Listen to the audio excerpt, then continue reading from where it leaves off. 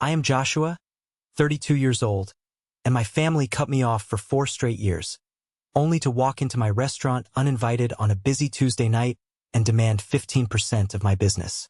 Before I tell you about the absolute legal nightmare I dropped on their heads, let me know where you are watching from in the comments. The evening rush at my restaurant in downtown Austin was operating like a perfectly tuned engine. It was 7:15 p.m., the exact moment when the dining room hits that sweet spot of chaotic harmony. The low, warm amber lighting bounced softly off the reclaimed wood walls, wood that I had personally sanded and stained 3 years ago when I couldn't afford a contractor. The air in the room was heavy with the intoxicating scent of charred oak from the wood-fired grill, the sharp herbal bite of fresh rosemary, and the rich, dark notes of the expensive Cabernet we poured by the glass. I built this place from the absolute ground up. Every single nail in the floorboards, every locally sourced item on the menu, every piece of brushed brass trim above the front door with my name etched into it. It was mine. It was the only real home I had ever known. I was standing at the pass in the kitchen, wiping the rim of a plate holding perfectly seared scallops, when my floor manager, Priya, pushed through the heavy stainless steel double doors. She didn't walk. She practically glided, but her posture was entirely wrong. She clutched her wooden reservation clipboard tight to her chest, her knuckles turning white. Her dark eyes were wide, and she was looking at me the way people look at someone who just blindly stepped off a curb into oncoming traffic. "Joshua," she said, her voice tight and barely above a whisper, clearly trying not to alert the line cooks working behind me. "There is a family at table 7. A man, a woman, and a younger guy. They didn't have a reservation. They pushed past the host stand and said you would understand." I understood immediately. The temperature in my chest dropped to absolute zero. All the ambient noise of the kitchen, the sizzling pans, the shouting of orders, the clattering of silverware, faded into a dull, underwater hum. I hadn't spoken to a single member of my family in 4 years. I wouldn't have called them to plan my own funeral. They had erased me from their lives the moment I stopped being useful to them. I took a slow, deep breath, forcing my heart rate to stay steady. I untied my stained apron, folded it methodically over the metal prep counter, and smoothed down my chef's coat. "Keep the line moving," I told Chloe, my sous chef. Then, I pushed through the swinging doors and walked out into the dining room. Table 7 was my best table. It sat right by the massive front window, offering a perfect, unobstructed view of the glittering Austin skyline. And there they were, sitting right in the middle of my sanctuary like a dark cloud. My father, David, sat in the center. He had a glass of my house Cabernet in front of him, a $22 glass of wine that he definitively had not paid for. He was wearing his tailored navy suit, the one he wore when he wanted to intimidate bank managers. Beside him sat my mother, Sarah. Her reading glasses were perched precariously on the end of her nose as she scrolled mindlessly through her phone, her posture radiating that she was already profoundly bored with the conversation before it had even started. And across from them sat my older brother, Matthew, the golden child. He leaned aggressively back in his chair with his arms crossed over his chest, projecting the unearned, arrogant confidence of a man who owned the entire building. He didn't own a square inch of it. I did. Resting right next to his water glass, placed deliberately so the logo would catch the light, was a heavy leather keychain with the golden crest of a Porsche. My father looked up from his menu when he saw me approaching. He smiled. It was that easy, terrifying smile of a man who believes the entire world is obligated to bend to his will. It was a smile that pretended the last 4 years of deafening silence had never happened. "There he is," my father announced loudly, drawing the attention of a nearby couple arguing over the custody of their dog. "Look how well you clean up, Joshua." I stopped right at the edge of the table. I didn't pull out the empty 4th chair. I didn't sit down. I needed the height advantage. I needed the small, psychological high ground of being the only person standing. "You need to leave," I said. My voice was completely flat, devoid of any warmth or welcome. "I have a full house in 20 minutes, and this table is reserved. We are not going anywhere." My mother didn't even bother to look up from her phone screen. "We drove a long way, Joshua," my father added, swirling the wine in his glass. "The absolute least you can do is show some respect and hear us out." "You drove 2 hours from San Antonio," I replied coldly. "It is a straight shot down the highway. It's not a pilgrimage. Get out of my restaurant." "Don't be smart," my mother snapped. She finally set her phone face down on the white tablecloth and folded her manicured hands. She looked older, the lines around her mouth deeper, but the manipulative edge in her eyes was as sharp as ever. "Your brother needs your help. That is all this is. We wouldn't be here if it wasn't an emergency." Matthew looked at me then. For a fraction of a second, the arrogant facade slipped, and I saw a shadow of real panic cross his face. Not shame. He wasn't capable of shame. It was raw, desperate fear. Then he masked it, leaning further back into his chair. "Nice place," he muttered, looking around the room. I stared at the paper. I didn't touch it. Felt toxic just being near it. "Let me get this straight," I said, my voice dropping to a dangerous whisper. "You brought a lawyer-drafted document to give my brother a stake in my life's work. You drove 2 hours unannounced, ambushed me at my place of business, and expect me to sign away 15% of my company between the appetizer and the main course. We knew you wouldn't take our calls," my father said simply, taking a slow sip of my wine. "There is a very good reason for that, David." My mother shifted into her patient, sad mother voice, the exact register she used to use to guilt-trip me into doing Matthew's chores when we were teenagers. "Joshua, your brother made some mistakes with his latest venture. He is trying to get back on his feet. Just look around you." She gestured widely toward the vaulted ceiling, the gleaming mahogany bar, the waitstaff moving gracefully. "You have all of this. He has nothing right now. He is facing total ruin. Does that feel right to you? Sitting on your high horse while your own blood drowns? Does that feel like family?" I looked at her. The audacity was breathtaking. I thought about my freezing studio apartment 4 years ago. I thought about eating cheap instant noodles on Christmas Eve entirely alone because I couldn't afford a $20 bus ticket or a decent meal. I thought about the crushing weight of the secret debt they had buried me under, the inheritance of misery they had forced upon me. "I need to get back to my kitchen," I said, keeping my posture rigid. "I will have Priya bring you the check for the wine, and then I want you out." "We are not leaving." My father's voice dropped an octave. The fake smile vanished completely, replaced by cold, hard steel. "You owe this family, Joshua. I do not want to make this ugly tonight, but I absolutely will." He leaned forward, planting his heavy elbows on the table, invading my space. "You want me to start talking to your private investors? Your landlord? I know exactly who owns this building. Marcus Chun holds your commercial lease here. Marcus and I went to the same church for 15 years. We played golf. One phone call from me, Joshua. One single phone call, and I can make your life very, very complicated." There it was, the knife slipping right between the ribs. The real reason they drove down here on a Tuesday night. It was a shakedown, pure extortion wrapped in the poisonous guise of family ties. I looked at him for a long, agonizing moment. I kept my face perfectly still. I didn't let him see my heart hammering against my ribs, the sudden spike of adrenaline flooding my veins. "Give me until the end of dinner service," I said, my voice eerily calm. 10 o'clock. I will come back to this table and we will talk." My father leaned back, deeply satisfied. He tapped the folded paper on the table. "That is all we are asking. Take your time. We'll order some appetizers." I turned and walked back toward the kitchen. I did not panic. I want to be very clear about that, because what happened next required me to be colder and more calculating than I had ever been in my entire life.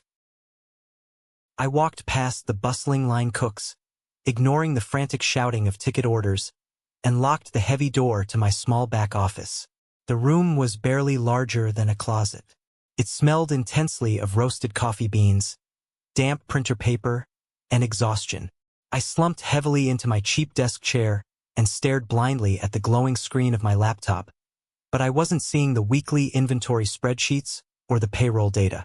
I was staring straight into the past. When I was 19 years old, I was working 2 grueling minimum wage jobs, flipping burgers during the day and stocking grocery shelves at night, just desperately trying to put myself through culinary school. My parents had made it abundantly clear early on that there was absolutely no college fund for me. Every spare dime this family generated had been funneled into Matthew's series of failed startup ventures and his expensive lifestyle. I was on my own. One rainy Tuesday afternoon, I tried to get a basic, cheap apartment lease near campus. I filled out the paperwork, handed over my application fee, and waited. 10 minutes later, the leasing agent came out.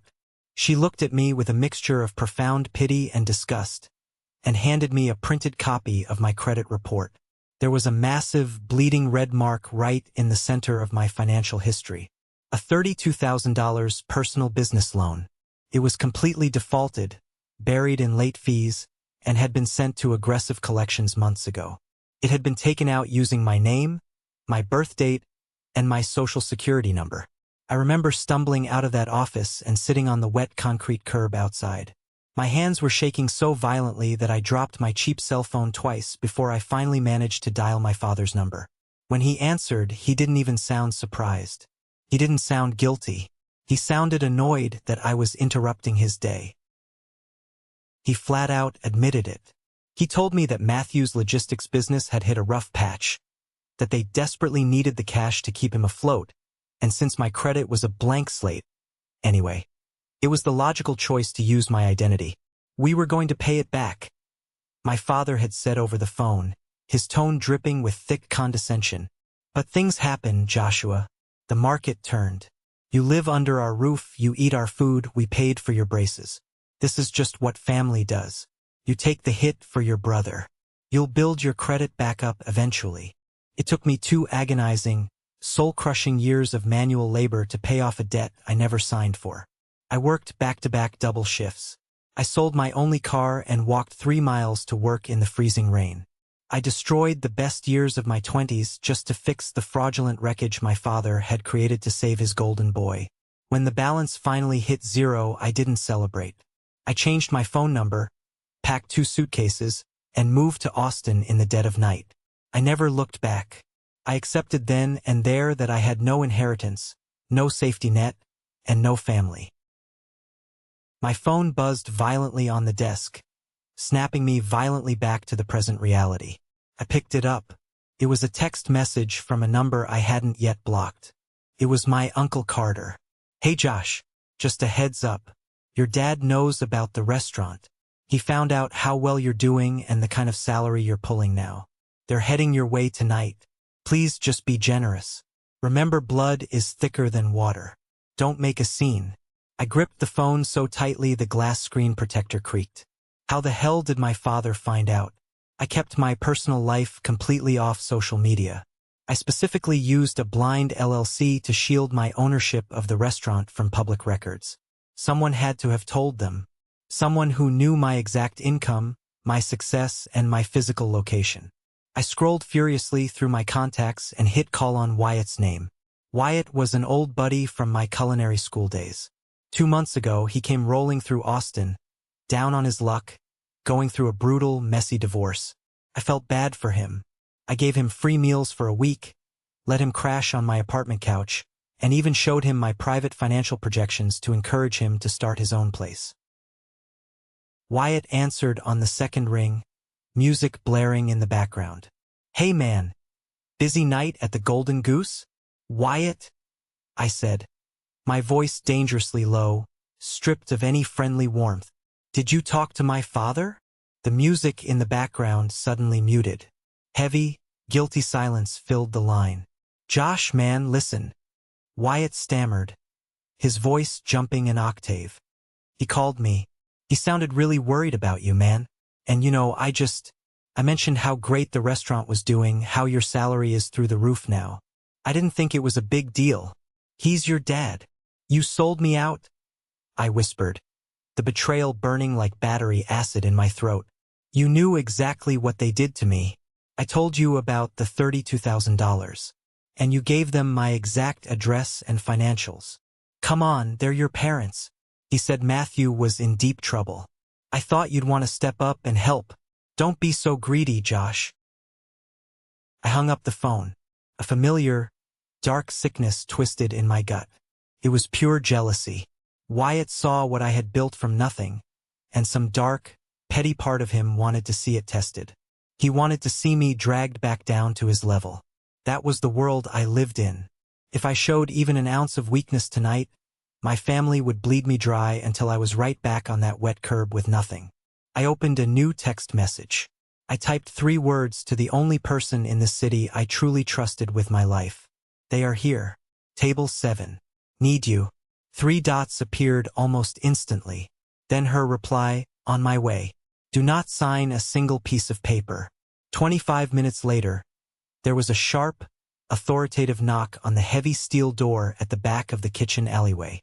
I pushed past a busboy carrying a stack of dirty plates and threw the deadbolt. Diana stepped out of the humid Texas night and into the chaotic heat of my kitchen. Diana was 60 years old, with sharp, meticulously styled silver hair and the impeccable, terrifying posture of a woman who had spent 30 years shredding opposing counsel in high-stakes corporate courtrooms. She was a senior partner at one of the most ruthless law firms in the state. More importantly, she was my lawyer, my mentor, and the closest thing I had to a real mother. When I was just a 22-year-old line cook with a dream and zero capital, she looked at my first business plan, circled 6 clauses that would have bankrupted me in a month, and spent 3 hours teaching me how to rebuild it so I wouldn't get eaten alive by predatory investors. She stepped onto the tile, her expensive designer heels clicking sharply. She didn't waste a single second on pleasantries. Where are they? She asked, her eyes scanning the kitchen. Table 7. Front window. Drinking my best wine, I replied. We moved quickly into my office. I locked the door behind us, sealing us off from the noise. I didn't sit down. I paced the length of the small room like a caged animal while I briefed her. I told her everything. I told her about the $200,000 debt Matthew was allegedly drowning in. I told her about the demand for an immediate 15% equity stake in my life's work. And finally, I told her about my father's specific threat regarding Marcus Chun and my commercial lease. Diana listened, her face an unreadable, stony mask. She didn't interrupt once. When I finished, she calmly opened her sleek silver laptop, set it on my desk, and connected to my secure Wi-Fi. Her fingers flew across the keyboard with lethal precision. First of all, Diana said, her eyes locked onto the glowing screen, her voice dripping with disdain. Your father is an arrogant idiot. Marcus Chun doesn't care about local church politics or your father's golf handicap. Marcus cares about yield. You pay your commercial rent early every single month, and the foot traffic your restaurant generates has increased the property value of this entire city block by 20%. Furthermore, Marcus and I play golf every other Sunday.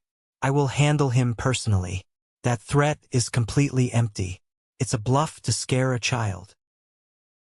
I let out a long, ragged breath, feeling some of the tension drain from my shoulders.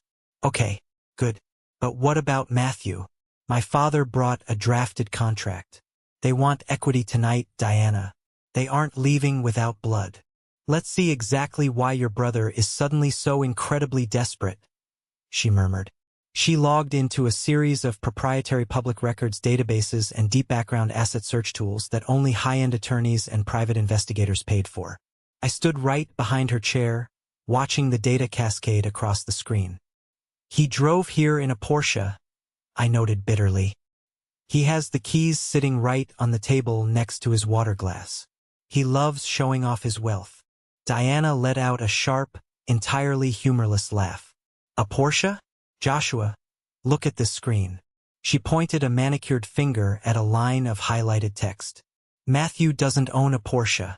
It is a short-term commercial lease under a shell company that filed for Chapter 11 bankruptcy 3 weeks ago. He's driving a rental car he absolutely cannot afford, probably to keep up appearances for his creditors. She kept digging, her eyes narrowing as she pulled up court filings. He was bragging on LinkedIn last month about a massive promotion at a logistics firm in Dallas. It's totally fake. He's an independent contractor, and he is currently being sued by 3 different private lenders. This $200,000 isn't a standard bank loan, Joshua. It's private, unsecured debt. These are hard money lenders. The kind of people who don't send polite collection letters when you miss a payment. They send men to your front door to break things. I stared at the screen, a sick sense of vindication washing over me. My brother, the golden child, the one who was always deemed smarter, better, and more deserving in my parents' eyes, was a complete and utter fraud.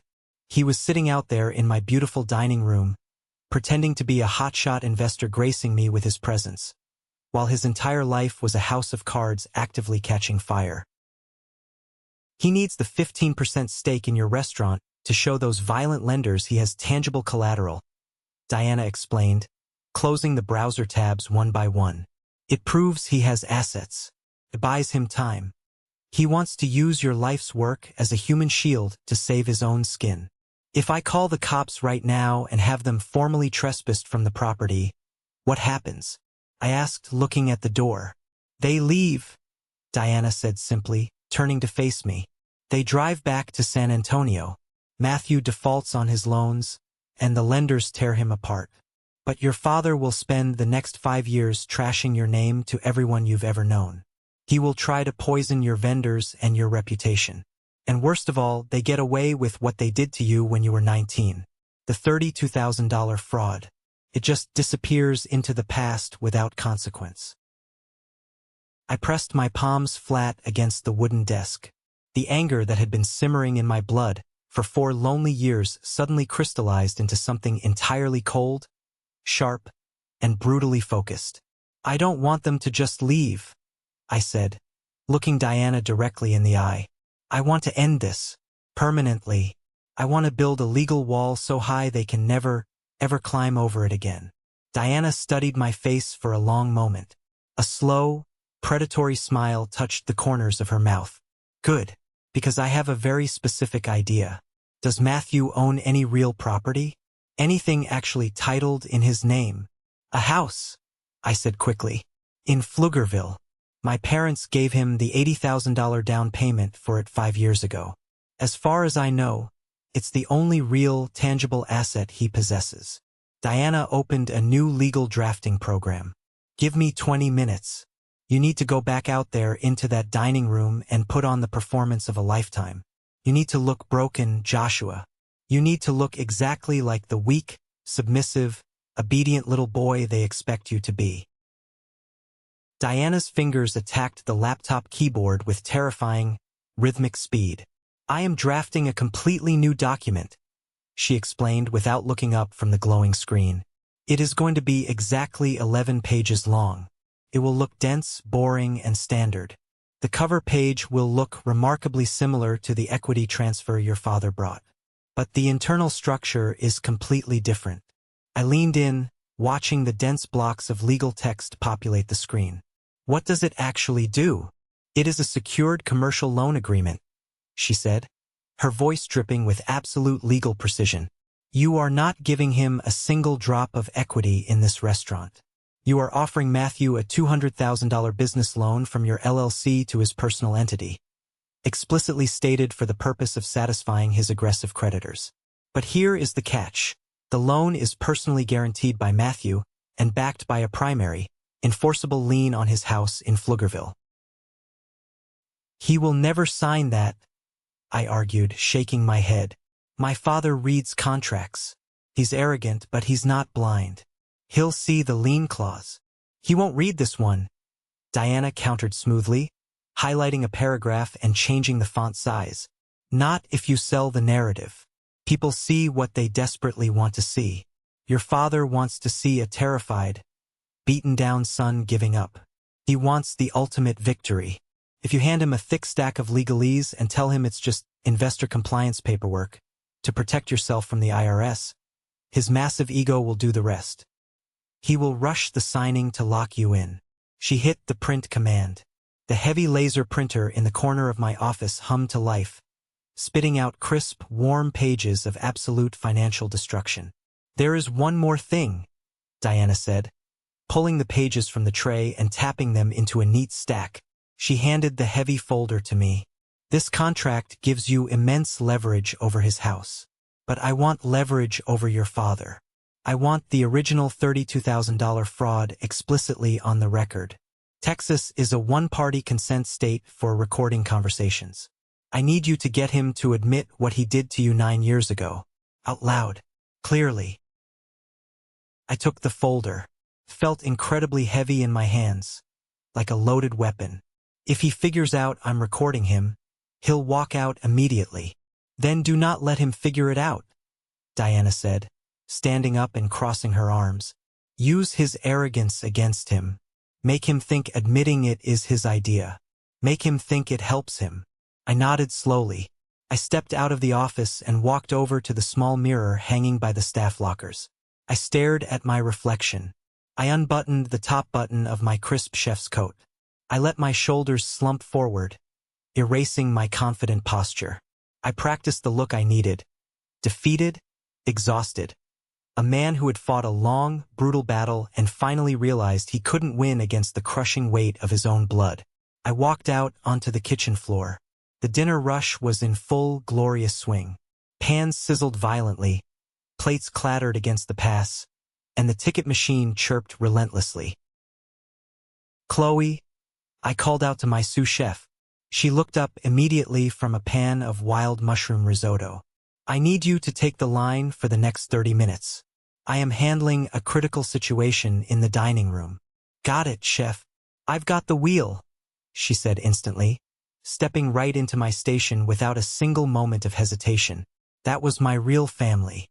The people who actually had my back when the fires got too hot. I found Liam, my head bartender, wiping down the mahogany counter. "Liam, I need a fresh bottle of the Reserve Pinot Noir and a large artisan cheese board sent to table 7.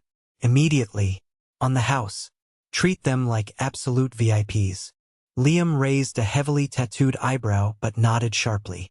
"Right away, boss." I took a deep breath, clutching the legal folder tight to my side. I pushed through the swinging doors and walked out into the dining room. The ambient noise of the restaurant washed over me. The clinking of heavy silverware, the low, steady hum of conversation, the jazz music playing softly from the overhead speakers. It was normal life.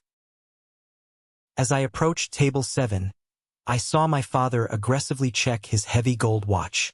Matthew was frantically texting someone, his leg bouncing nervously up and down under the table, betraying his panic. My mother was fixing her lipstick in a small silver compact mirror. Liam arrived exactly when I did, smoothly uncorking the expensive Pinot Noir and pouring it generously into their glasses. He set the beautiful cheese board in the center of the table and vanished. "Thank you, Liam," I said softly, taking the empty 4th chair and sitting down heavily next to my mother. I looked at my father across the table. I let all the false bravado drain completely from my face. I looked down at the tablecloth, running my finger nervously along the rim of an empty water glass. "You win," I said quietly, making sure my voice cracked just a little bit at the edges. "I can't fight you guys anymore. I don't want the drama. I don't want you calling Marcus Chun or harassing my investors. I just want this to be over. I'm tired." My mother's face instantly softened into a mask of fake, sickening warmth. She reached out and placed her cold hand over mine. "Oh, Joshua, we knew you would finally come to your senses. You were always the strong one in this family. We just need you to be strong for your brother one more time. We knew we could count on you." I looked up at Matthew. The wave of absolute relief washing over his face was pathetic. He looked like a drowning man who had just been thrown a life raft. He reached for his wine glass with a slightly trembling hand and took a massive gulp. "I'll do it," I said, sliding Diana's thick, 11-page folder onto the center of the table. "I'll give Matthew the financial backing he needs to survive this. But we have to do this exactly my way. For the accountants." My father frowned slightly, his eyes dropping to the thick stack of paper. "What is all this?" I brought a simple one-page equity transfer document. We don't need a novel. You brought a piece of paper that would trigger a massive, immediate IRS audit for my restaurant, I said, my voice laced with fake anxiety and frustration. If I just hand over 15% equity for absolutely nothing in return, my accountants will flag it as a massive familial gift, and I'll get hit with a 40% capital gains tax. I cannot afford to write a check to the government for that right now. I tapped the heavy folder. My lawyers structured this as a formal, secured business transaction. It looks identical on paper for Matthew's creditors. It shows he has the institutional financial backing of my LLC, but it protects my business from the IRS. It's standard compliance paperwork. Lots of boilerplate language. It just satisfies the legal requirements. My father narrowed his eyes, searching my face, trying to find the trap. But his massive ego was his biggest blind spot. He saw a frightened, exhausted son desperately trying to protect himself from the tax man. He did not see a predator circling him in the water. Fine, David grumbled, reaching into his jacket and pulling out a heavy silver fountain pen. Where do we sign? Let's get this over with. Hold on, I said, putting my hand flat on top of the folder to stop him. I pulled my iPhone out of my pocket and set it face up on the table, propping it slightly against the small flickering candle in the center. I opened the voice memo app. Texas law requires documentation for any business transaction over $10,000 where a verbal agreement is made prior to signing. I lied smoothly, using the exact, confident legal jargon Diana had drilled into my head 10 minutes ago. My accountant insists I record verbal confirmation of the terms, just to prove to the IRS that this isn't a family tax evasion scheme. It's just a formality for the corporate files. Matthew shifted uncomfortably in his chair, his eyes darting to the phone. A recording? Is that really necessary? I don't like being recorded. If you want the money tonight, it is, I said, looking straight into his panicked eyes. It takes 2 minutes. Do you want the investors off your back? Or do you want to walk out of here with nothing? Matthew swallowed hard, his Adam's apple bobbing, and nodded frantically at our father. I pressed the red record button on the screen. The digital timer started ticking. 001. 002. I need to state clearly for the record, I began, my voice entirely clear and measured, projecting perfectly into the microphone, that my company, Wren's LLC, is entering into a financial backing agreement with Matthew to satisfy his personal debt obligations.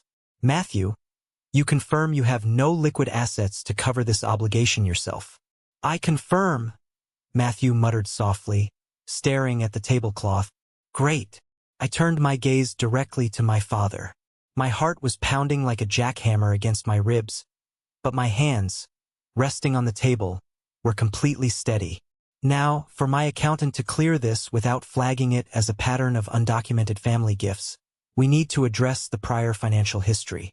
We need to clearly, legally separate this new transaction from the past. My father's jaw tightened. What past?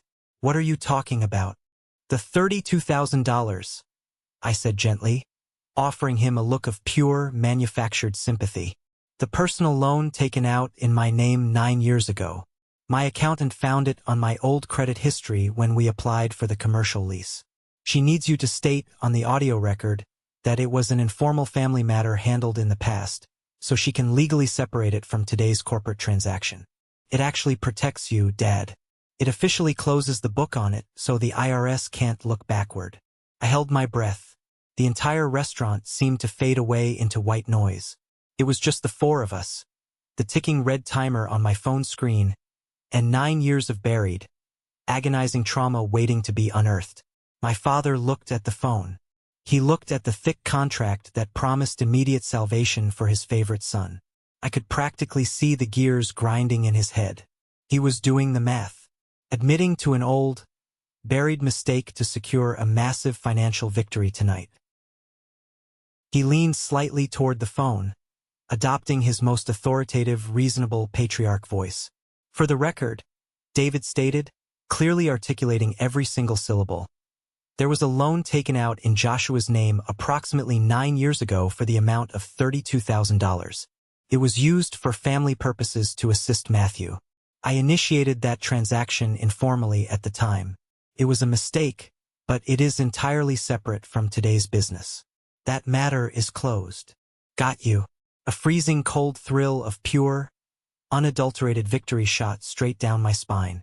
I kept my face entirely blank. Perfect. Thank you. That is exactly what my accountant needs to hear. I didn't stop the recording. I let it run. I slid the heavy contract across the table toward Matthew. Sign the flagged lines on page 11. Mom, Dad, you need to sign as legal guarantors on the bottom lines. Matthew didn't even read the title page. He was too desperate, too terrified of the men hunting him. He grabbed the silver pen and scribbled his signature so fast the paper almost tore. He handed the pen to my mother, who signed with a dramatic, put-upon sigh, and finally handed it to my father. David slashed his arrogant signature across the bottom line without reading a single word of the 11 dense pages of legalese. My father handed the closed folder back to me.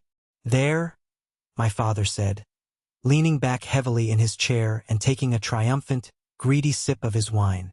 We're done here. You did the right thing, Joshua. We're proud of you for stepping up. I took the folder. I picked up my iPhone. I hit stop on the recording and immediately backed the audio file up to a secure cloud server. Then I looked up. The tired, defeated, submissive sun vanished completely. I straightened my spine, letting my true posture, the posture of an executive chef who ran $1 million business, return. Yes, I said softly, my voice cutting through the ambient noise of the restaurant like a surgical blade. We are absolutely done. Part 6. The storm subsides. My father frowned, his brow furrowing as he sensed the sudden, violent shift in the atmosphere at the table. What is that look? Why are you looking at me like that? I placed both my hands flat on the table and leaned in incredibly close. I didn't sign over 15% of my restaurant to you, I said, my voice dangerously calm and steady. In fact, I didn't sign over a single percent. What you just signed, Matthew, without bothering to read a single page, is a legally binding, secured commercial loan note. Matthew froze entirely, his wine glass hovering halfway to his mouth. What are you talking about? What loan? I'm talking about your $200,000 debt, I continued, deeply enjoying the raw, unadulterated panic slowly dawning in his eyes. You see, while you were sitting here drinking my expensive wine and acting like you owned the place, my lawyer did some deep digging. We found out exactly who you owed money to, and we realized that those hard money lenders were incredibly desperate to offload a bad, unsecured debt from a guy driving a rented Porsche. I smiled. It wasn't a nice smile. It was the smile of a predator that had finally trapped its prey. So, 30 minutes ago, my lawyer contacted them directly. I bought your debt, Matthew. I paid them 60 cents on the dollar in pure cash.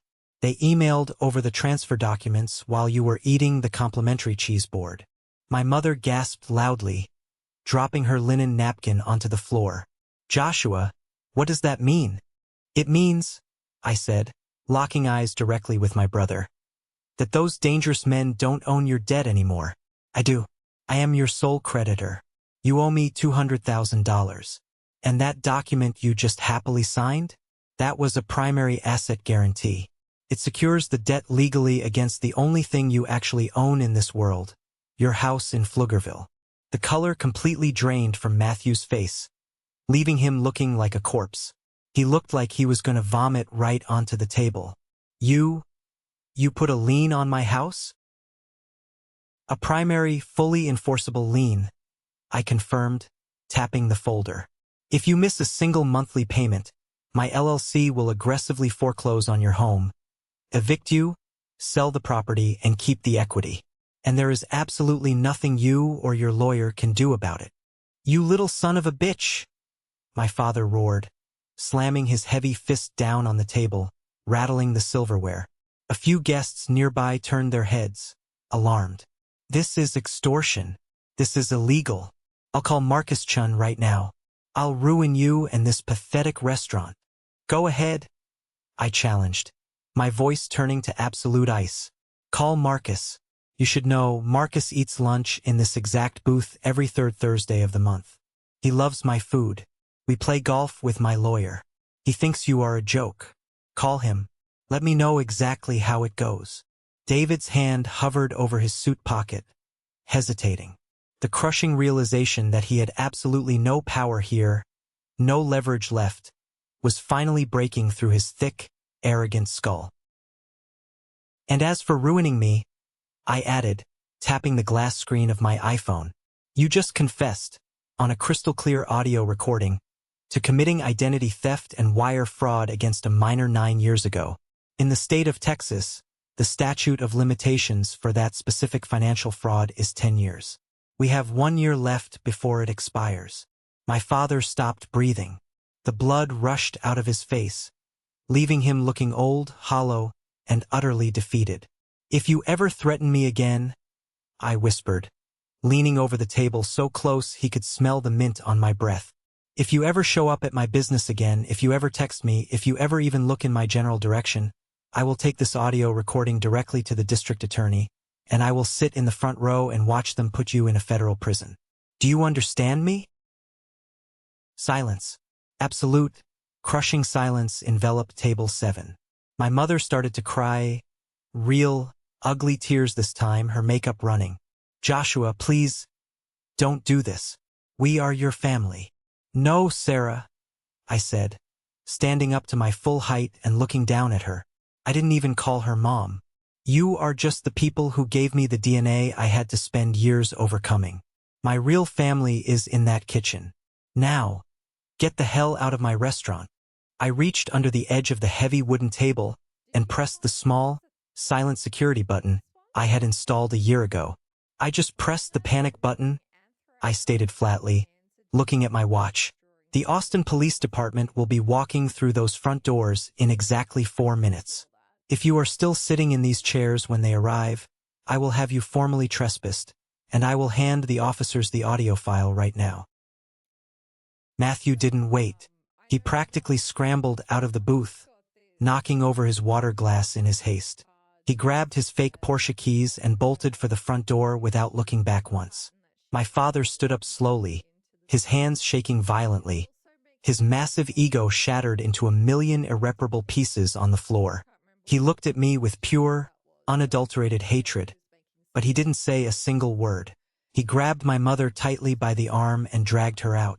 I stood there and watched them walk out into the humid Austin night. I watched the taillights of Matthew's leased car disappear rapidly down the dark street. A heavy, incredibly beautiful silence settled over my shoulders. For years of crushing anxiety, of constantly looking over my shoulder, of feeling the phantom weight of a $32,000 chain around my neck, it all evaporated into thin air. I was finally truly free. This is a moment that changed everything, when I finally regained control of my life. Thank you for your patience in getting this far. You are amazing. Please like the video and leave a comment below to let me know you've been with me. This will not only help more people find this story, but also let me know that my experiences are meaningful to someone. Your support is the biggest motivation for me to continue sharing the rest of this journey.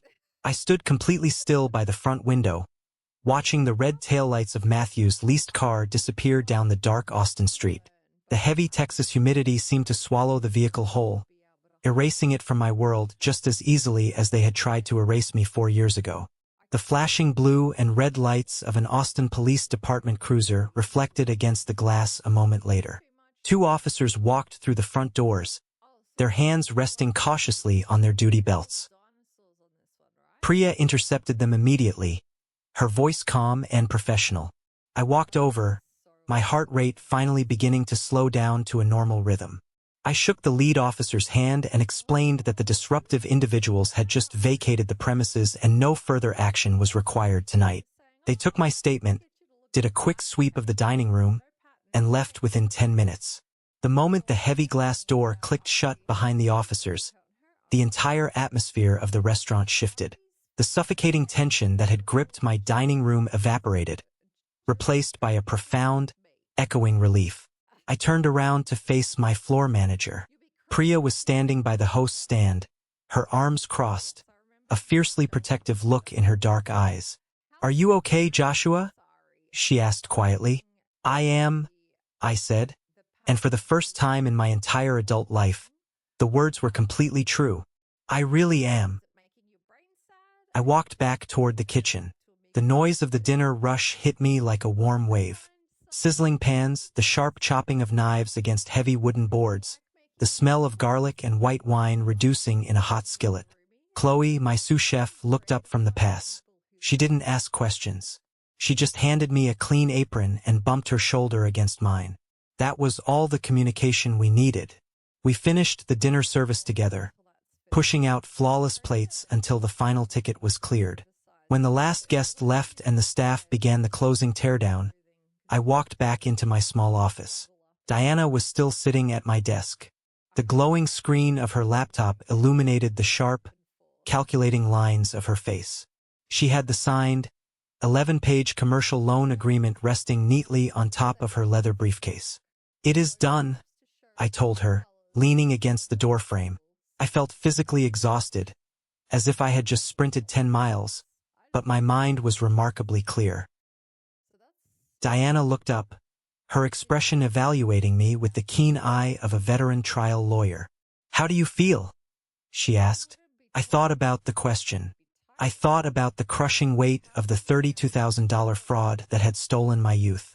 I thought about the miserable studio apartment, the endless double shifts, the utter lack of a college fund or a safety net. And then I thought about the look of absolute terror on my father's face when he realized his empire of manipulation had crumbled. "I feel like I finally paid off a debt," I said honestly. "And I feel like I am never, ever going back to that place again." Diana nodded once. It was the exact nod she gave when a judge ruled in her favor. It meant the facts were established, the victory was secured, and no further elaboration was necessary. "I will file the lien against Matthew's property in Pflugerville first thing tomorrow morning," she said, tapping the signed contract. "The county clerk will record it by the end of the week. This is an ironclad asset guarantee. If he tries to sell the house, refinance, or take out another line of credit, it will flag immediately. You hold the primary position. He cannot make a single financial move without your explicit, written consent."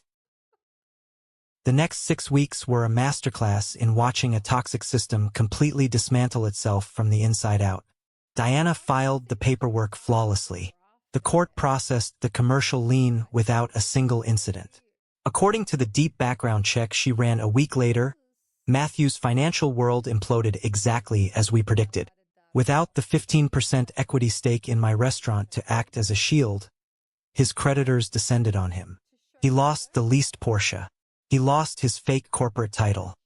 He was forced to liquidate the meager contents of his bank accounts just to keep the aggressive hard money lenders from taking him to court. By the second week of January, Matthew had officially hit rock bottom. And sitting right there at the bottom waiting for him was the $200,000 secured note he owed his little brother. He didn't have the cash to pay it off, and because of the lien Diana filed, he couldn't run away. He was trapped in a financial cage of his own making. He never called me to argue. He didn't have the courage. Instead, his cheap bankruptcy lawyer contacted Diana to arrange a payment schedule. Matthew set up an automatic monthly transfer to my LLC. The payments were small, manageable, but legally binding. They were the kind of payments that would stretch across the next 20 years of his life. Every single month, on the first of the month, a fraction of his paycheck would land in my business account.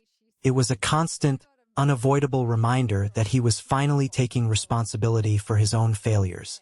My father held out for exactly 3 weeks before his ego forced him to reach out.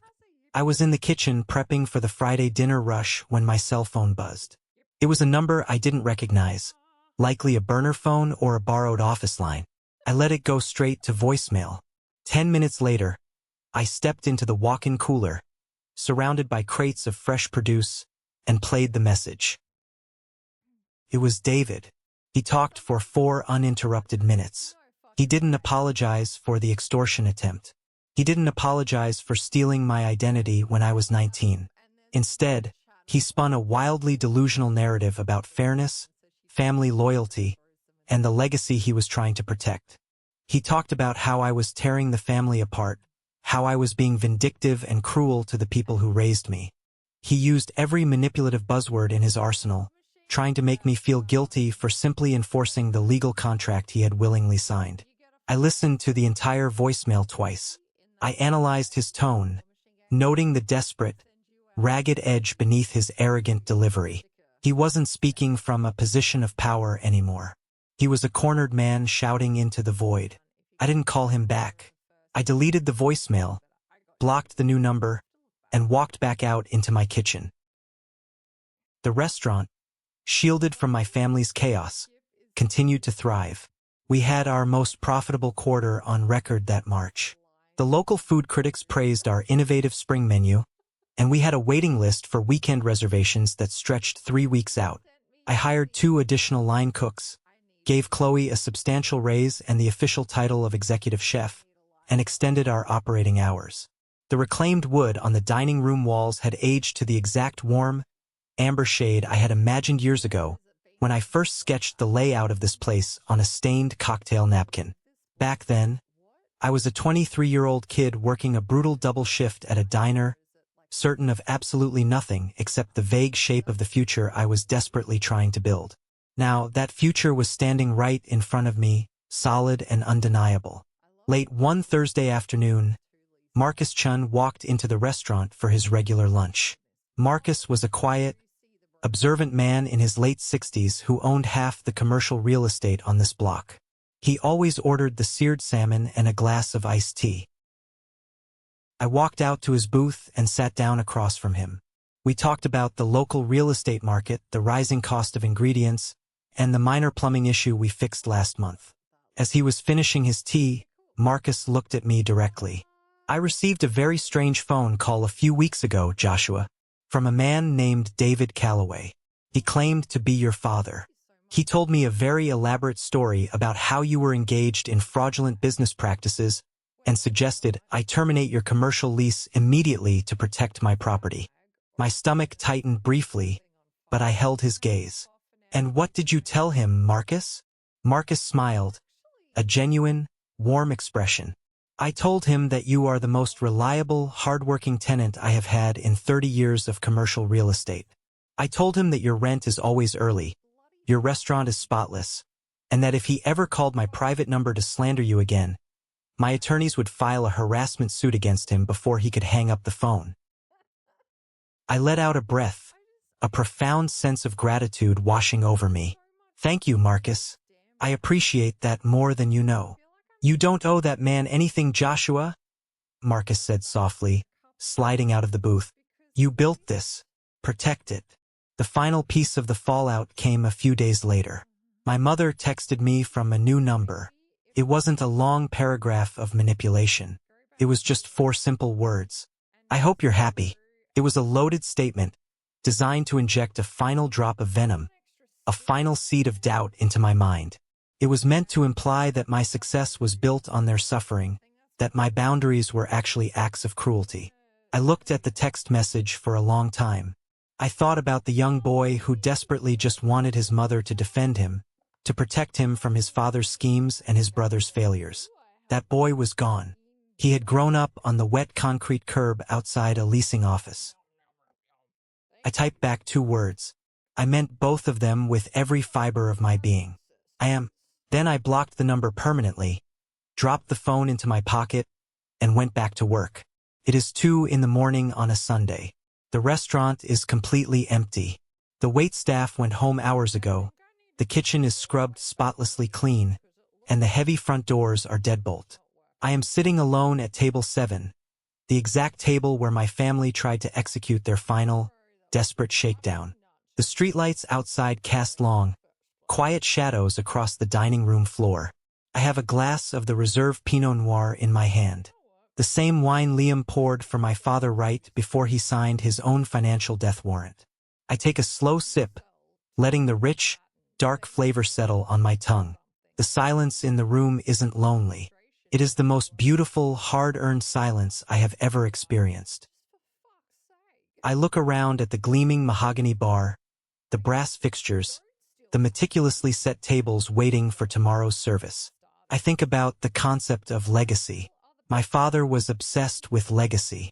He believed that bloodline dictated loyalty, that simply sharing a last name gave him the inherent right to consume the lives of the people around him. He sacrificed my financial future, my youth, and my trust, all to preserve the hollow, decaying image of his golden child. But sitting here tonight, I know exactly what my legacy is. My legacy isn't an inheritance passed down through a wealthy family. It isn't a trust fund or a college account that was never there. My legacy is the calluses on my hands. It is the 2 grueling years I spent paying off a $32,000 fraud just so I could have a clean slate. My legacy is Chloe, who stepped up to run my kitchen without a second of hesitation. It is Priya, who stood fiercely by the door to protect my peace. It is Diana, who taught me how to turn the law into an impenetrable fortress. I think about Wyatt, the old friend who sold me out for a fleeting moment of petty jealousy. That betrayal stung, but it taught me a vital lesson. Trust is not a default setting. It is a currency that must be earned, respected, and protected. Wyatt chose to align himself with the ghosts of my past, and in doing so, he became one of them. My real family doesn't share my DNA.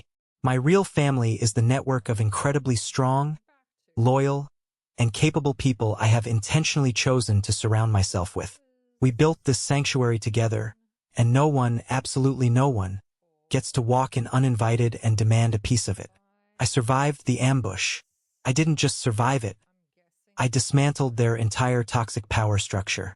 The audio recording of my father's confession sits securely in 3 different encrypted cloud servers. It is the ultimate insurance policy. As long as I hold it, he can never touch me. And Matthew, the arrogant golden boy, will spend the next 2 decades quite literally paying for his mistakes, funding the very LLC he tried to steal from. It is a ruthless outcome, but it is a profoundly fair one. Before I close out this video, I want to leave you with this thought. We are often conditioned by society to believe that family is an unbreakable bond, that we must endlessly forgive and accommodate the people who share our blood, no matter how deeply they cut us. But that is a lie designed to keep victims trapped in the cycle of abuse. You have the absolute, undeniable right to walk away from toxic people, even if those people are your parents or your siblings. Setting firm, immovable boundaries is not an act of cruelty. It is an act of radical self-preservation. You do not owe your life, your hard-earned success, or your mental health to people who only view you as an asset to be exploited. If someone demands that you set yourself on fire just to keep them warm, hand them a match and walk out the door. Your peace is worth infinitely more than their approval. You have the power to write your own story, to choose your own family, and to build a life that belongs entirely to you. Thank you so much for sitting with me and listening to my story today. I know it was a heavy one, but sharing it feels like lifting a massive weight off my chest. I want to hear from you now. What is the biggest lesson you are taking away from this story? Have you ever had to set a painful boundary with a toxic family member? Please share your thoughts in the comments below, or simply drop the word good, so I know you made it to the end and that these lessons resonated with you. Your support means the world to me. Stay strong, protect your peace, and I will see you in the next video.